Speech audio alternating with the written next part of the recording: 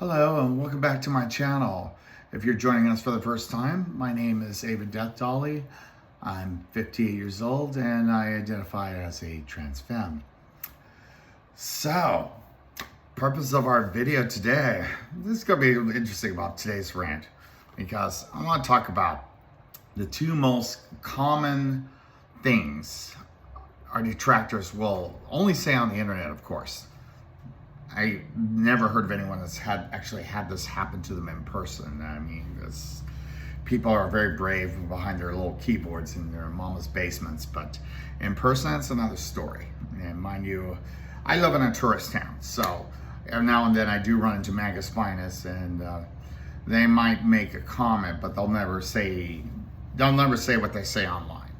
So, getting back to the two things they like to say. They always usually say them in combination with the sole intention of trying to piss us off or hurt our feelings, or I'm not sure what else, because frankly, it doesn't really accomplish much. And that is the two phrases, and they kind of go hand in hand. You'll never be a woman. Really? Really? Let me tell you something. Back in 1998, I had this friend who was a school teacher. They had gotten vaginoplasty. And one night, her and three of her friends decided to sneak up on me at a nightclub in the dance floor, and each of them dropped their panties to the floor and pulled their dresses up and showed their new vaginoplasty, their new vaginas, and said, "Surprise! And guess what? You're next." And I'm like, well, no, that wasn't part of my original plan, but that's another video. We're not going to go there. But as far as anyone else is concerned, they're women. Most trans women are women. Okay, and you'll probably notice that this slur often also follows with "Oh, you're just pretending." Okay, and for the most part, like everything else, it's directed at trans women. It is not directed at trans mass. Trans men almost have to fight to be included into this conversation, which I kind of felt bad for them on one level, and at the same time I say, hey, I count your blessings, trust me. You're going to go into the men's world and you're going to have to contend with the pissing game, and I was like, you have my sympathies, but trust me, this is a headache you don't want. At least not an extra one. Trust me, your headaches are coming. Not to discourage you. It's like, obviously, trans mass, at least the vast majority, which the ones of today are doing very fucking well. 30 years ago, the first trans mass I would run into, because they started late, and B, the drugs that are around today were not available then. These poor souls, they just could not get past, their body shape, their curvature, and they had terrible fashion sense. They just did not know how to go about, and very few of them were successful at that time. But today, you can run into a massive specimen of a Norseman or a bodybuilder. If you're into those types of people, mind you, and you would never know that they were once born female, biologically female. They're that fucking impressive. Some of them just like, whoa. So you bathroom bill writers, believe me, you haven't given this any consideration. You don't, and but anyway, getting back to this one. So, these slurs are always directed at trans women, and most trans women are trans women. I will agree with that.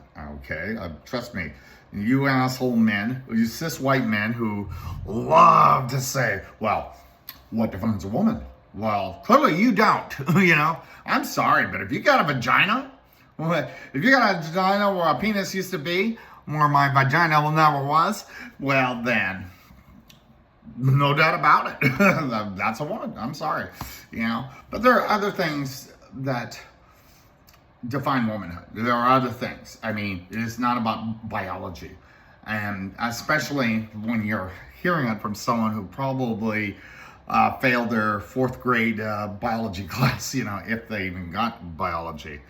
You poor souls in Texas, is all about football, ain't it? Anyway, so It's like, it's to me, it's amusing. It's the very same people that didn't want to listen to science during the pandemic. All of a sudden now there's like, follow the science. Yeah, when it suits your agenda, when it suits your narrative. Sure, of course you are.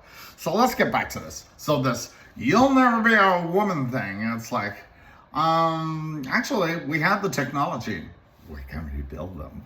We can make them more fabulous than they ever were. Absolutely. Of course you can. But the thing is, and this also falls another slur that I love for artists that love to say, well, we will not participate in your delusion. No. Delusion is yours. Trust me on that one. Because here's the thing. A delusion is something that is temporary. We have known who we were, know who we are, or who we were supposed to be, a lot of us since age 4. Our bodies just tell us at an early age that we're different from everybody else. And in time, it will slowly reveal itself and slowly manifest in various ways. Now, it doesn't all happen at age 4. Some are age 5, 6, 7. Some people later and some not at all. It's like there are other factors, other things that tells us who we are. But the one thing that doesn't tell us who we are is you fucking cis white men. And you foolish women you're fighting so hard for this patriarchy that wants to take away your right to vote and put you back in the kitchen. Make sure you're barefoot and pregnant, and make sure your daughters are uneducated and got a trailer full of kids. You're really fighting so hard for that, and you make no goddamn sense. Okay, so that's out of the way. You'll never be bullshit. Anything is possible these days, Even for me, you never know. Well, okay, so now comes the backside of this. You're just pretending to be a woman. I had some deranged woman, and I must say she was deranged. She would not listen to reason, and she kept trying to argue the point that I am pretending. No. Pretend, like delusion, indicates a temporary state of being, a temporary act. What we're doing is not temporary. I've known that this is who I was supposed to be since 1972. That's far from temporary. Trust me on that. That's not a mental illness. The mental illness is obsessing with genitalia and wanting to police, whose set of biology it qualifies them to use a restroom. That's mental illness. Trust me. This is a notion of pretending. Okay, let me give you a better example. So you have this. Let's just pick on. Let's say Joe the construction worker. Okay, all right. So Joe the plumber's passed on. There's a regular Joe. Drinks beer, drives a big truck and all this stuff. And for some goddamn reason, after all that football and all the even a stint in the Army, what have you, or the Marine Corps. For some goddamn reason, 3 days out of the month, they feel compelled to want to wear a dress. Maybe they may be makeup, maybe strap on full prosthetic. That is not being trans. No. That's a temporary thing. And cross-dressing is for the most part, harmless. We often say gender is a spectrum, and it's a big spectrum, just like autism is. It's a big spectrum, okay? Cross-dressers, they got a couple toes in the door frame, but they're not deep into this whole thing, like we are. Okay, we're way on the far side of it. They're just barely got their foot in the door. But no, they're not us. They're not us. Most of their desires to appear in the feminine aesthetic stop with clothes or sexual gratification. Okay, which gets you to the next group, which I'm told it's politically incorrect to say transvestite these days, and nobody really uses that anymore. But 30 years ago, it described the people that were like cross-dressers, but a little more advanced. These boys would turn into the most sluttiest bimbo girls you could possibly meet. Basically they would try to model themselves after Peg Bundy, and they would do things for men that most women would not do, and that's why so many straight men would date them. But the minute that man gets off, that's where the fun and games truly begin, and for both parties. Because for one, the TV, as we used to call them, they're not the girl spells like wearing off real fast, and for the man and for the straight man, all of a sudden, holy shit, you just infected me with the homo disease, therefore you must die. It gets very dangerous. Okay, they're not trans either. Okay, they're just irresponsible people with a fetish. Okay, and maybe they love the adrenaline of pretending. I mean, that's essentially what they're, because come Monday morning, they're back to being straight guys. Going back in that truck, they're going to go with them blue jeans, and they're going to sling some beers afterwards, and all's forgotten until 29 days from that point on. It starts all over again for them. Or maybe they do this regularly. Well, no, the cross-dressers, it's every 30 days.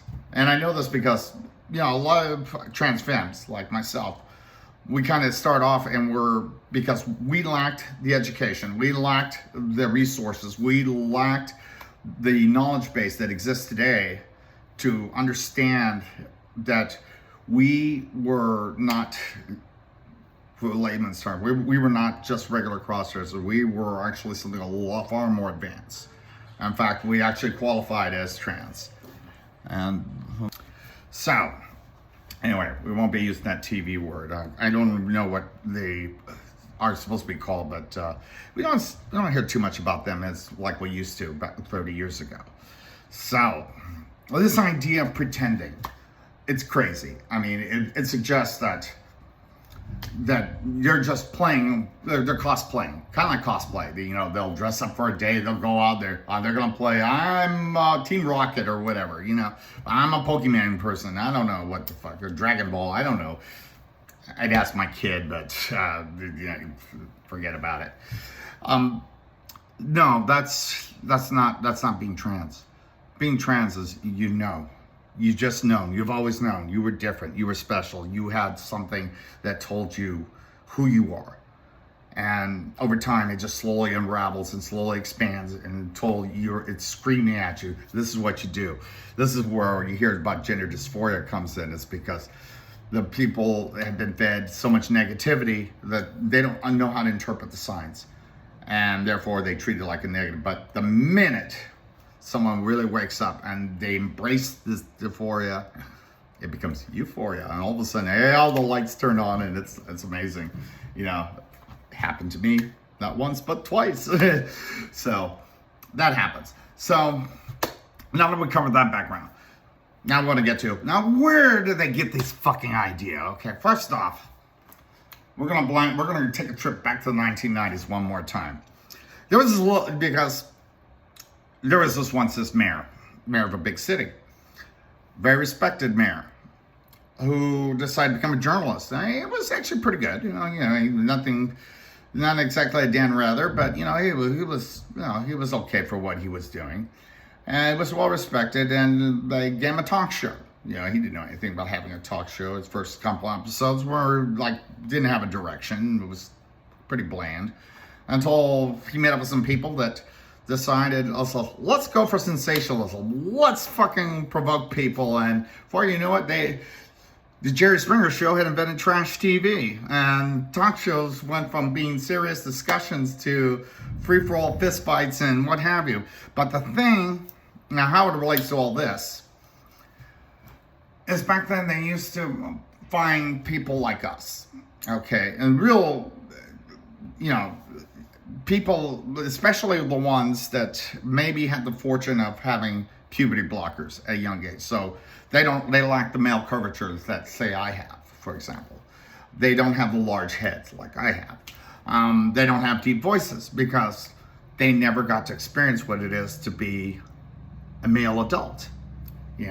So this whole thing of, you'll never be a woman, or you're just pretending, bullshit. They've never known, it's like, you'll always be a man. That's the third one, okay? These people who were so fortunate to start early never spent a day of their lives as men. They wouldn't know what the fuck that is. You know, those of us who got on this late, now mind you, I mean late, when I first did this, I was 25 years old. I won't get it. I've already covered why I had to leave the life temporarily, which became a lot longer than I planned on. But when I came back, I was 55. And I was able to pick up pretty much where I left off. It happened real quick for me. So, this idea of you'll always be a man.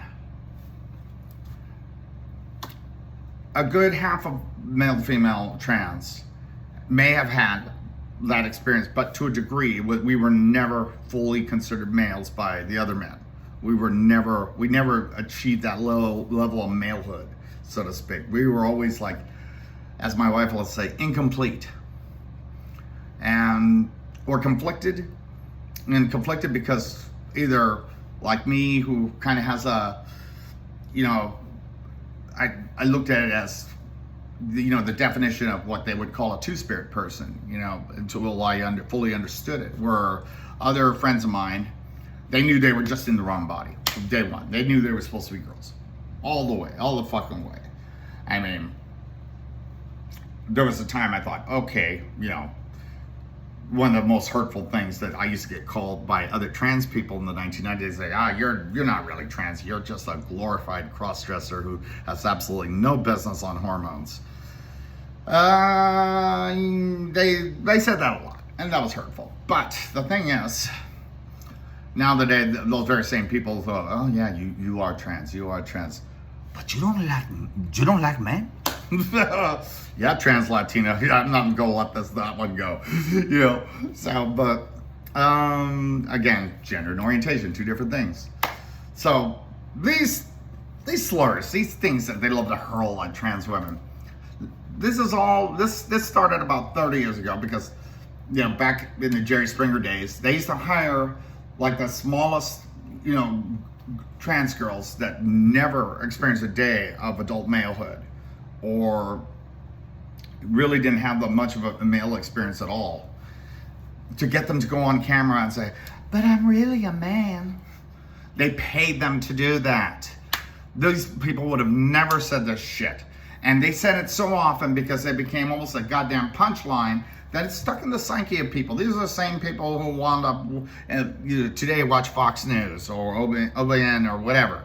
You know, they've heard this over and over again. So they get this idea. So when our detractors like to say, oh, you'll always be a man. Well, you know, for some of us, I've never been a man. Others of us, okay, we gave it a shot, but we were incomplete. And the fact of the matter is, the so-called real men never accepted us as men. We were, in fact, me, for example, as masculine as you may say I am, largely because of my voice and my big head. But then again, remember, I'm also old. You know, I'm not so young and cute as I used to be.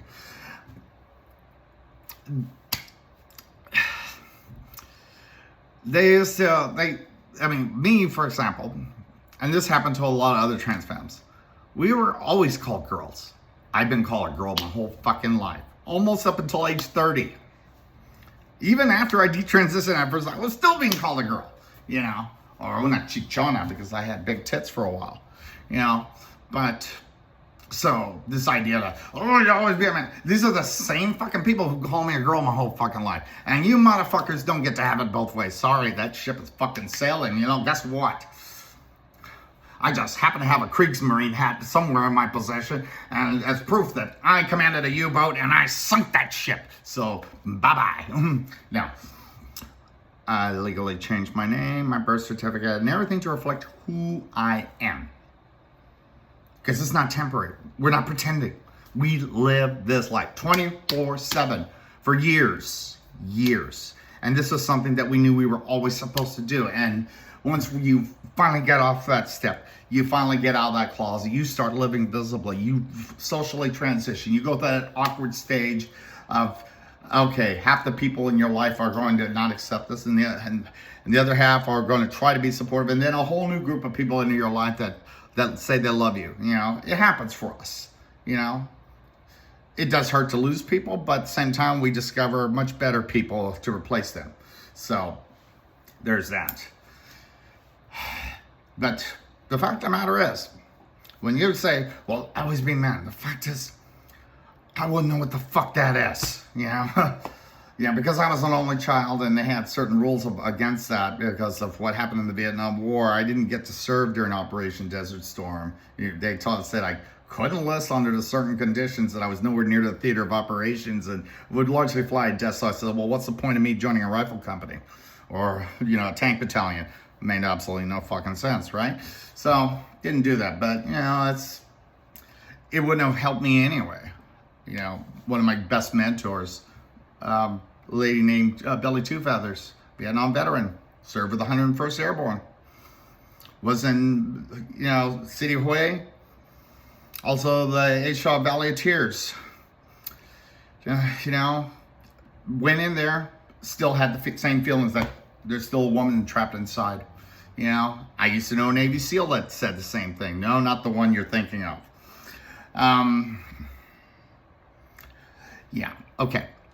I used to also know a Marine sniper, and I can't tell you how many Army Rangers I've met that were, you know, basically, they all volunteered for the toughest fucking jobs, and they go out there, they serve their country, and they think they're going to kill the girl inside.